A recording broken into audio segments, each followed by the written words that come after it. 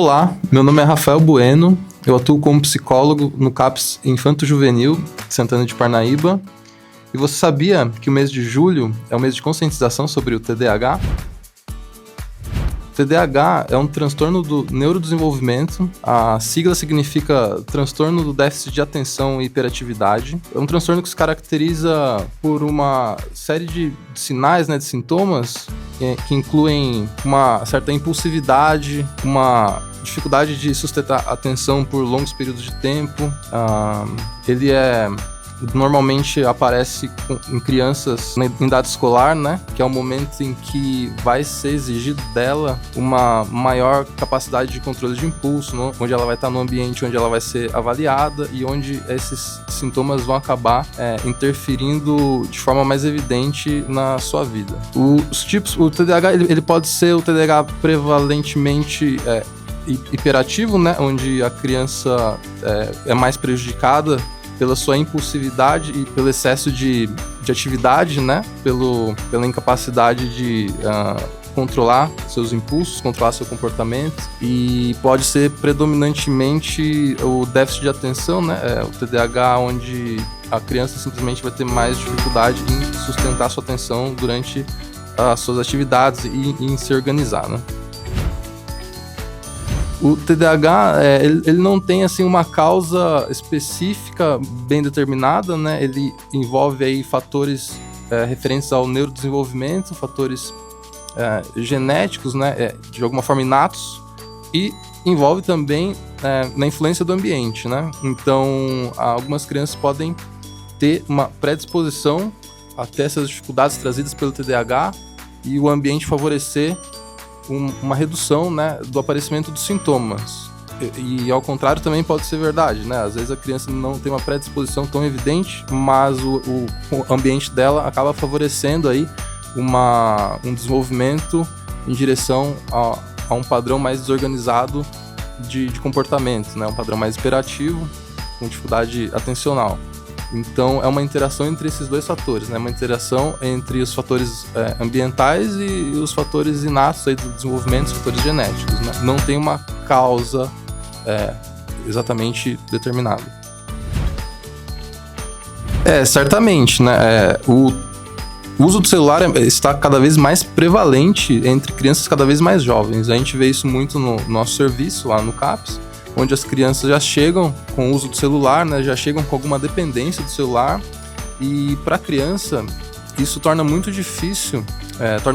para ela sustentar o tédio, sustentar a espera, porque ela está sendo gratificada a todo instante, A tela, os aplicativos,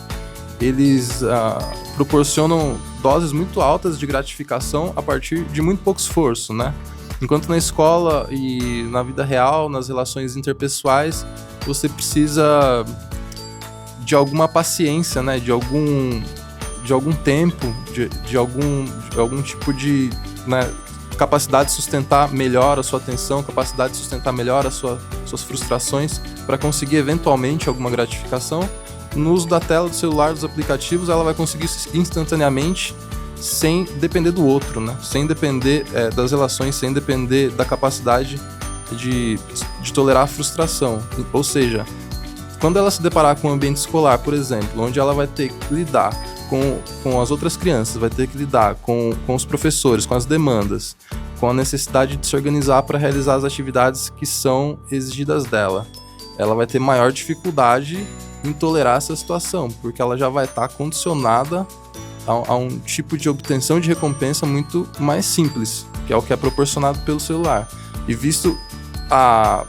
medida em que isso está sendo difundido, e que muitas vezes a gente vê que para a criança poder se acalmar numa situação onde ela está um pouco desorganizada, a família oferece o celular, a gente entende isso, a gente não tem um julgamento necessariamente sobre isso, a gente entende que isso na verdade não vai ajudar a criança, vai atrapalhar no desenvolvimento dela, porque o desenvolvimento ele tem que contemplar o auxílio à criança aprender como eu disse, a tolerar a frustração, a tolerar os próprios impulsos internos, e a conseguir se organizar. Tudo isso é prejudicado quando você, no momento de desorganização, oferece o celular para a criança poder ficar calma. a gente vai observar que no TDAH, para se fechar um diagnóstico, não é tão simples. Porque, primeiro que podem ter outros fatores que contribuem para um padrão de comportamento que é parecido com o TDAH. Então, se uma criança, por exemplo, em casa,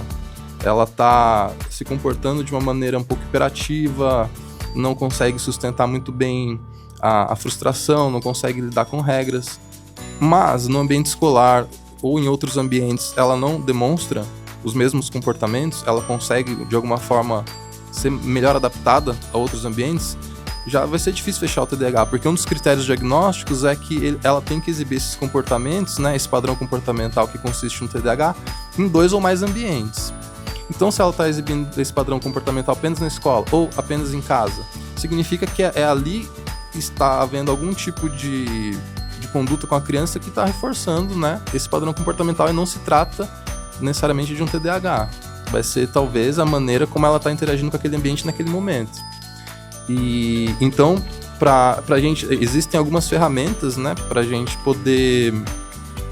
separar um pouco o que é o TDAH, o que não é o TDAH, separar um pouco o que é da criança, o que é do ambiente. Inclusive tem algumas escalas, a gente chama de escalas de rastreio.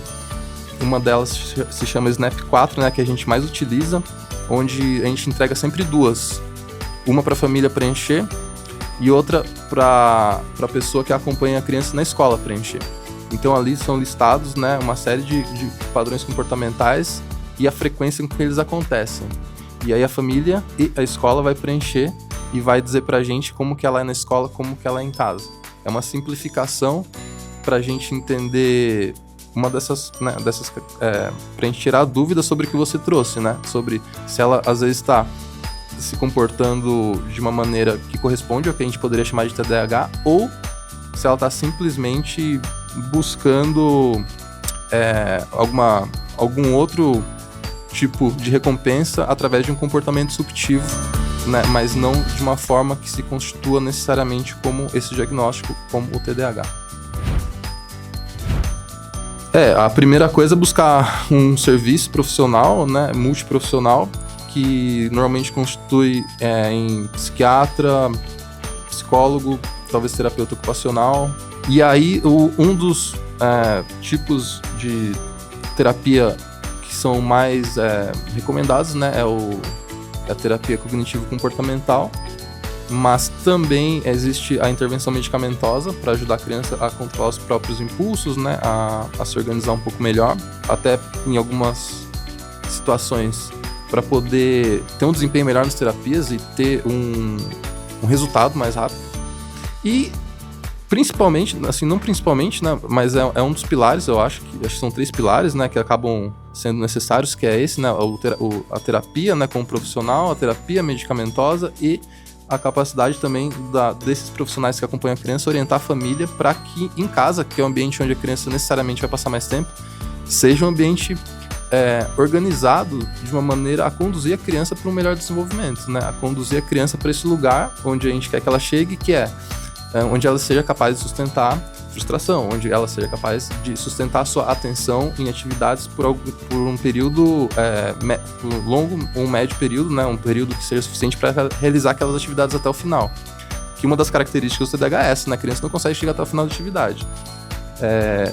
E então, sendo esses 3 pilares, né, acho que esse seria o tratamento, no caso, o tratamento comportamental, o tratamento medicamentoso e a orientação familiar, para a família conseguir construir esse ambiente favorável ao desenvolvimento da criança. Gostaria de agradecer a oportunidade de poder falar um pouco sobre o trabalho feito no CAPS Infantil, sobre esse diagnóstico que é muito prevalente hoje em dia, e espero que tenha sido de algum valor para as pessoas que